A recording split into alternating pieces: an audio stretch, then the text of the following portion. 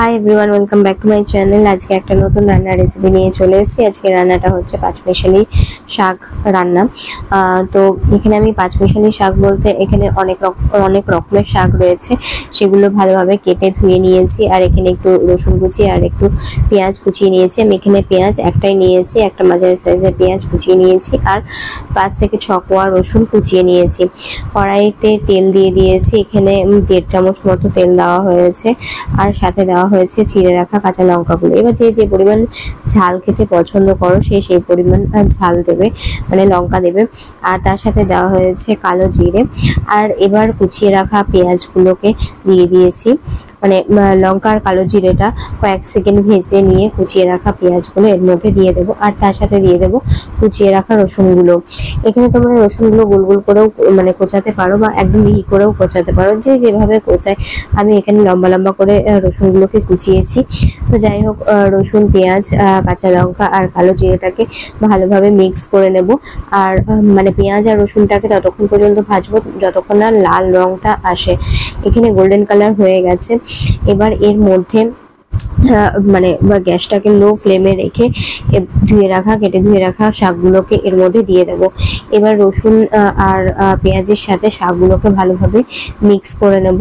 আর mix করতে করতে শাকটা অটোমেটিক মানে একদমই কমে আসবে। তো এখানে মিক্স করতে থাকবো, লো ফ্লেমেই মিক্স করবো। হাই ফ্লেমে করলে পরে তলায় লেগে যাওয়ার চান্সটা থাকে, তো সেই কারণে লো ফ্লেমে করব। আর এই সময় হলুদ গুঁড়ো আর লবণ, স্বাদ অনুসারে লবণ আর হলুদ গুঁড়ো দিয়ে দেবো। এখানে আর কিছুই যাবে না, মানে লবণ, হলুদ গুঁড়ো আর সামান্য পরিমাণ চিনিটা অপশনাল।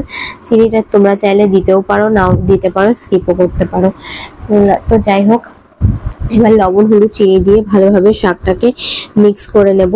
আচ্ছা, তোমরা এরকম মানে কারা কারা এরকম পাঁচমিশালি শাক মানে রান্না করে খেয়েছো? অবশ্যই মানে এইভাবে রান্না করে খেয়েছো অবশ্যই জানিও তো। মানে এটা অনেক রকম ভাবেই রান্না করা যায়, পেঁয়াজ রসুন ছাড়াও রান্না করা যায়। তো যাই হোক, এরকম লো ফ্লেমে ঢেকে ঢেকে শাকটাকে রান্না করতে হবে। এখানে জল দেওয়া, যদি মনে হয় যে জলের প্রয়োজন আছে তবেই জল অ্যাড করবে, না হলে জল না অ্যাড করলেও চলে। মানে বেসিক্যালি এই শাকে জল অ্যাড করতে লাগেই না।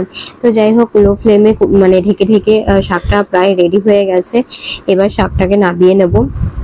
দেখবে এরকম মন্ডভাবে মানে কড়াই থেকে ছেড়ে যাচ্ছে আর মন্ড টাইপের হয়ে যাচ্ছে, তাহলে বুঝবে যে শাকটা রেডি হয়ে গেছে।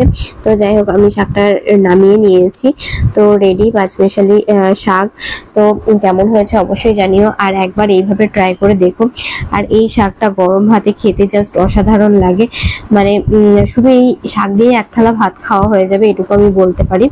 তো যাই হোক, আজকের ভিডিওটা এখানেই শেষ করছি। দেখা হবে নতুন একটা ভিডিওতে, নতুন একটা ব্লগে। তো আজকের মতো টাটা।